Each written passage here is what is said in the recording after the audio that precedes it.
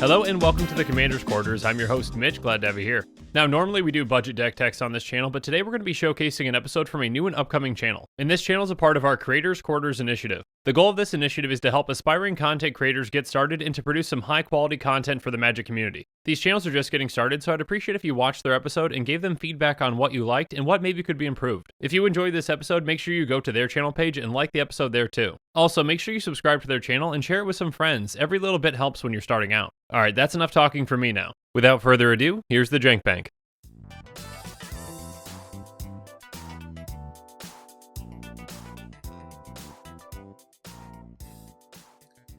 Hello everyone, and welcome to the Jank Bank.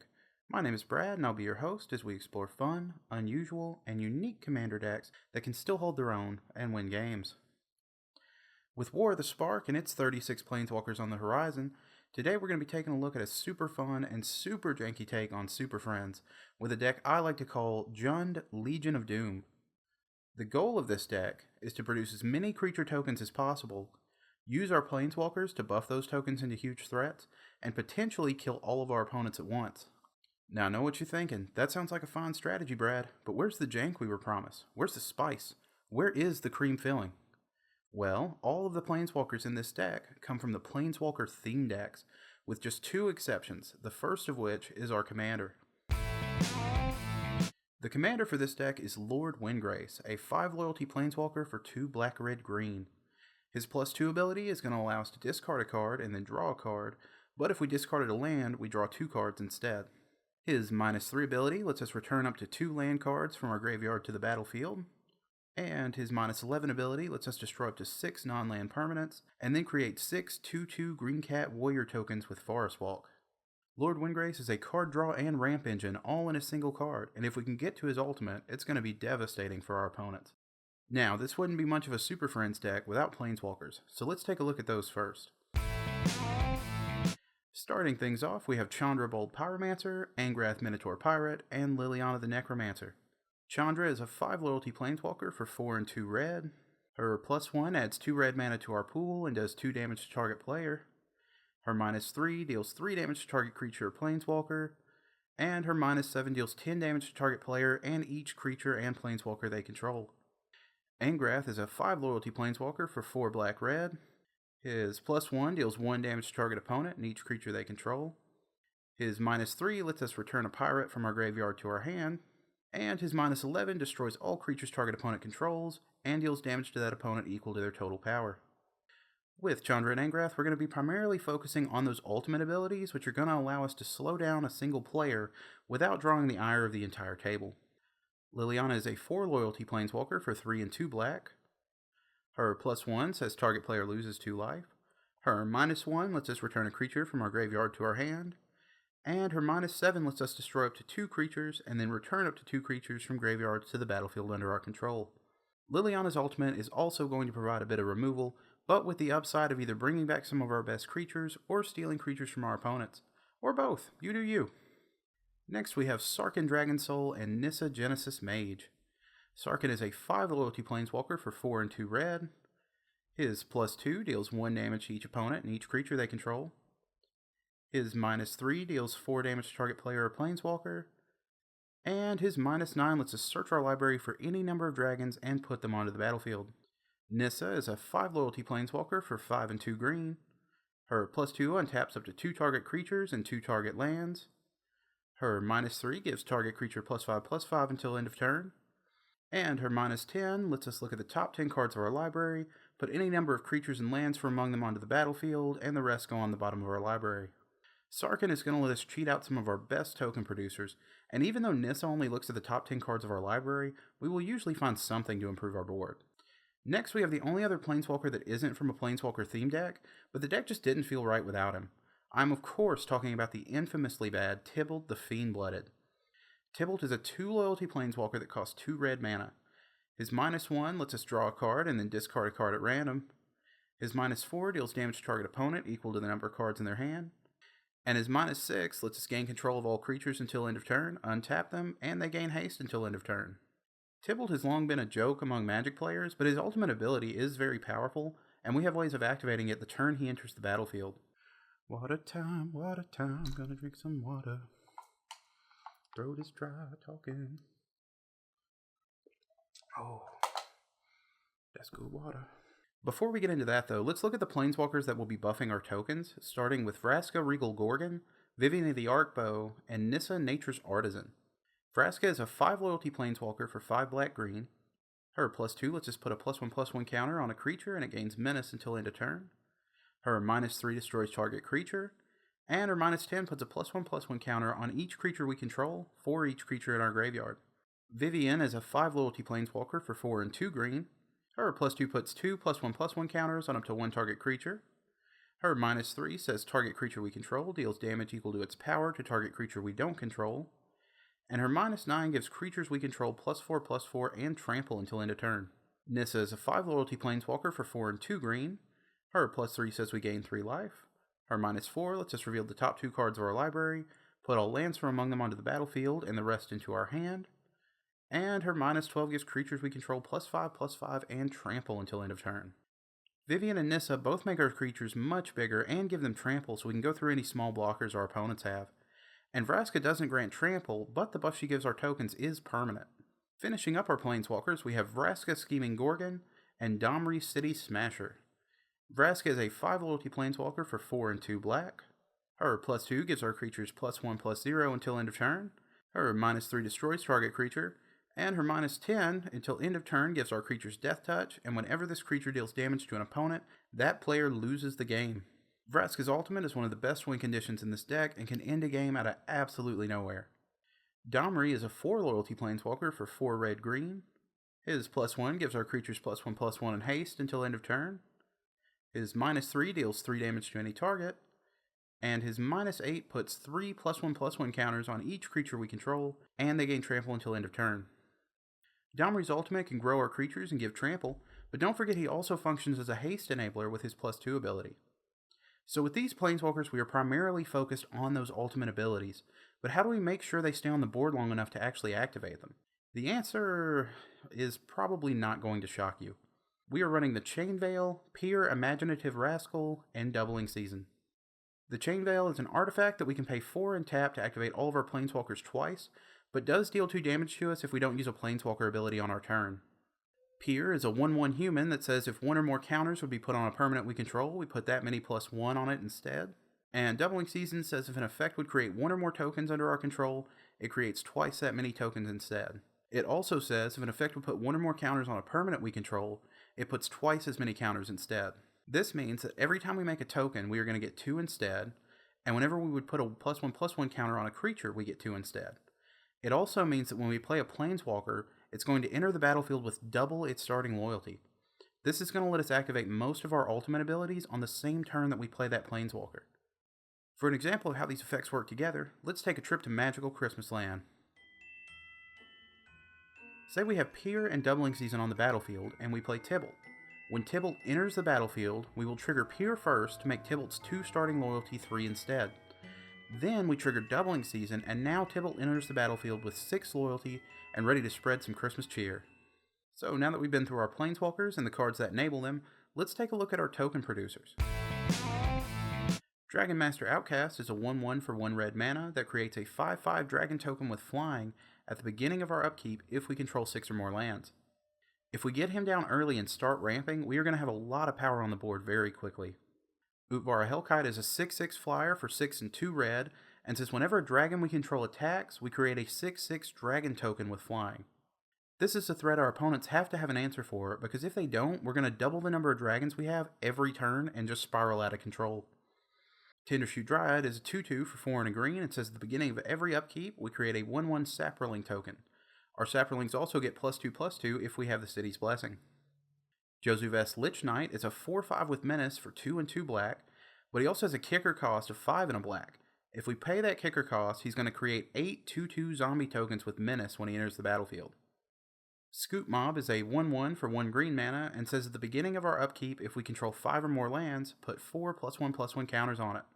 Scoop Mob is not a token producer, but if we get him down early, he can grow into a very big threat.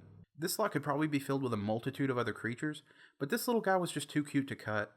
It's like a little green puppy with too many legs and eyes and a axe for a tail. Moving on. Curse of Disturbance is going to let us enchant target player, and whenever that player is attacked, we create a 2/2 zombie token, and each opponent who attacks that player does the same. This card is great for painting a target on someone else and drawing attention away from us while we set up for the win. Worm Harvest is going to create a 1/1 worm token for each land in our graveyard, and it also has Retrace so we can cast it again from our graveyard by discarding a land in addition to paying its cost. Lastly, we have the 3 best token producers in the deck with Newscraft Mob, Avenger of Zendikar, and Nesting Dragon. Newscraft Mob is a 0/0 zombie that enters the battlefield with 5 +1/+1 counters on it. Whenever a player casts a spell, we're going to remove one of those counters and make a 2/2 zombie token.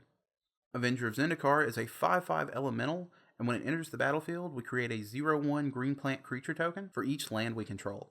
It also has Landfall, which says whenever a land enters the battlefield under our control, we put a +1/+1 counter on each plant creature we control.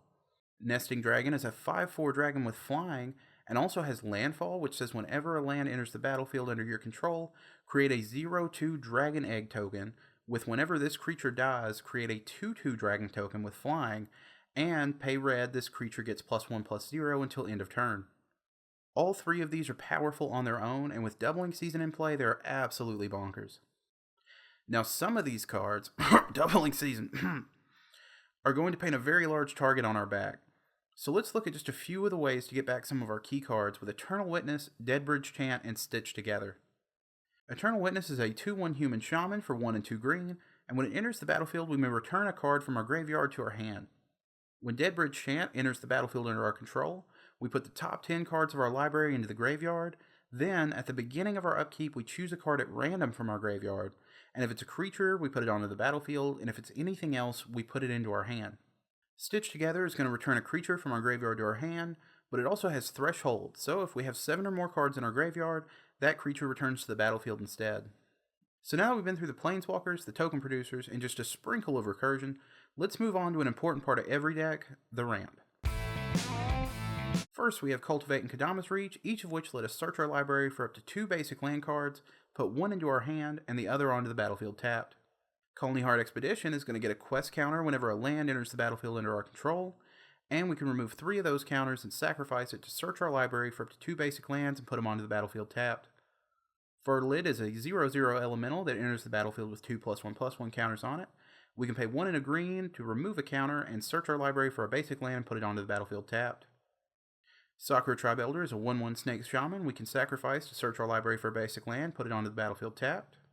And Yavimaya Elder is a 2/1 human druid that says when it dies, we can search our library for up to 2 basic lands and put them into our hand. We can also pay 2 and sacrifice it to draw a card. Wayward Swordtooth is a 5/5 dinosaur that lets us play an additional land on each of our turns, but can't attack or block unless we have the city's blessing. Lotus Cobra is a 2/1 snake and says whenever a land enters the battlefield under our control, we add 1 mana of any color to our mana pool. Badoka Gardener is a 2/1 human monk we can tap to put a land from our hand onto the battlefield. And then if we have 10 or more lands, he flips into Dokai Weaver of Life, which we can tap and pay 4 and 2 green to put an XX elemental creature token onto the battlefield, where X is the number of lands we control. We are more focused on the ramp aspect of this card than the token production, but if he sticks around, it is a nice option to have. Pier's Whim says for each player, choose friend or foe. Each friend searches their library for a land card and puts it onto the battlefield tapped. Each foe sacrifices an artifact or enchantment they control. Tempt with Discovery lets us search our library for a land card and put it onto the battlefield, and then each of our opponents may do the same.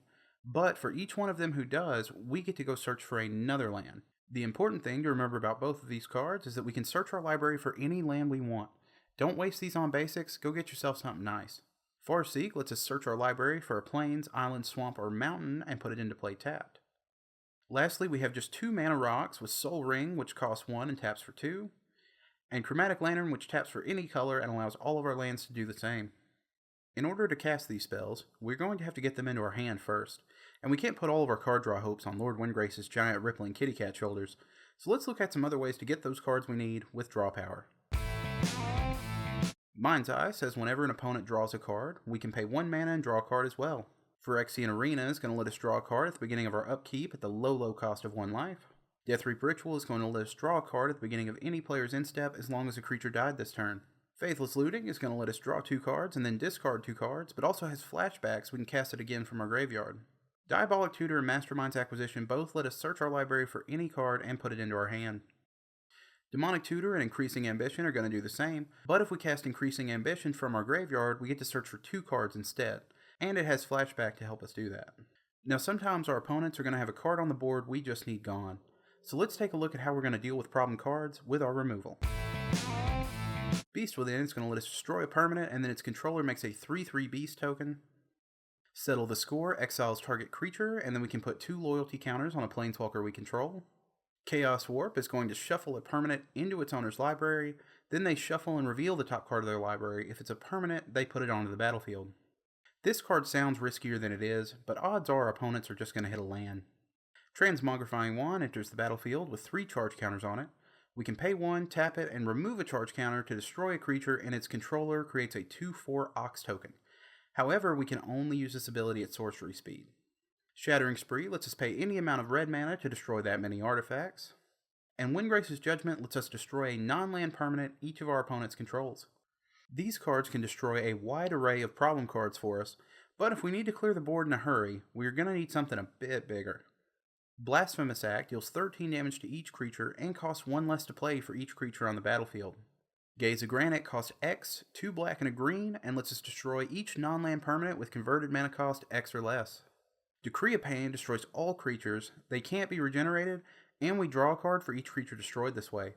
We can also cycle it to give all creatures -2/-2 until end of turn. Necromantic Selection is going to destroy all creatures also, but we get to return a creature destroyed with it to the battlefield under our control, and it becomes a black zombie in addition to its other types. And that's going to do it for the spells in the deck, so let's take a look at the lands that are going to help us cast them. Bloodstained Mire, Wooded Foothills, and Verdant Catacombs each let us pay a life and sacrifice them to search our library for one of 2 types of basic land and put it onto the battlefield. Blood Crypt, Stomping Ground, and Overgrown Tomb each tap for 2 of our colors and enter the battlefield tapped unless we pay 2 life. Rakdos Carnarium, Groll Turf, and Golgari Rot Farm each enter the battlefield tapped, and when they do, we have to return a land we control to our hand, but tap for 2 mana. Dragonskull Summit, Rootbound Crag, and Woodland Cemetery each tap for 2 of our colors and enter tapped unless we control a basic land listed on the card. Command Tower taps for any of our colors. Savage Lands does the same but enters tapped. And Bajuka Bog taps for a black, enters tapped, and when it does, we exile all cards from target player's graveyard. It's also really fun to say, Bajuka Bajuka Bajuka Bajuka Bog. Forge of Heroes taps for a colorless, or we can tap it to put an additional loyalty counter on Lord Windgrace, but only on the turn we cast him. Urborg is going to make all lands swamps in addition to their other types. And Arch of Araska taps for a colorless, or we can pay 5 and tap it to draw a card if we have the city's blessing. Luxury Suite and Spire Garden each tap for 2 of our colors and enter tapped unless we have 2 or more opponents. Cinderglade and Smoldering Marsh also tap for 2 of our colors and enter tapped unless we control 2 or more basic lands. When Mosswort Bridge enters the battlefield, we look at the top 4 cards of our library and exile 1 face down. Mosswort Bridge taps for a green, or we can pay a green to tap it and play the exiled card without paying its mana cost if we control creatures that have 10 or more total power. Or in Reef of Vastwood, enters tap, taps for green, or we can tap it to put a +1/+1 counter on each green creature that entered the battlefield this turn. Evolving Wilds and Terramorphic Expanse, we can tap and sacrifice to search our library for a basic land and put it into play tapped. Lastly, we are running 6 basic forests, 5 basic swamps, and 3 basic mountains. So now that we've been through the entire deck, let's look at a real example of how we're going to win with it. In a game I played recently, I had Nesting Dragon, Doubling Season, and Lord Windgrace on the battlefield. I used Lord Windgrace's -3 to return 2 lands from my graveyard to the battlefield, which triggered Nesting Dragon twice. With Doubling Season in play, this created 4 Dragon Eggs. One of my opponents then played a board wipe on their turn, destroying all creatures. This left me with 8 2/2 Dragon tokens on my next turn. My opponent's boards were all empty, but they were all at least 30 life. So I played Vraska's Scheming Gorgon, who thanks to Doubling Season, entered the battlefield with 10 loyalty.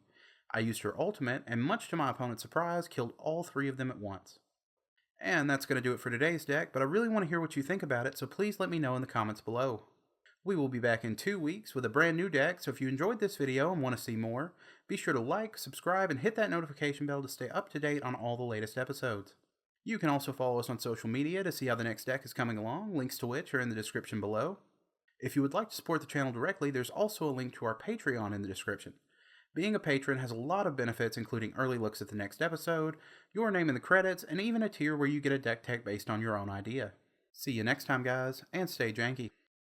And with that, our show is coming to a close, but I'd really appreciate if you left some feedback for this new content creator. So comment below to let them know what you liked and maybe what could be improved on. And make sure that you follow us on social media so you can get some early hints on who the next commander just might be. Links to our social media accounts can be found in the description. Also in the description below is a link to the Commander's Quarters Patreon page, and I just want to say a quick thank you to the patrons who have subscribed so far. There are many benefits to being a patron for the Commander's Quarters, including being able to vote on future commanders for deck techs. There's even a general level tier where you get your own personalized deck tech dedicated to you. I truly couldn't do this without all of your support, so from the bottom of my heart, thank you. If you haven't already, make sure that you like and subscribe to this content creator, and be on the lookout for future episodes from them on their channel. And with that, I'm out of here. Thanks again, and have a good one.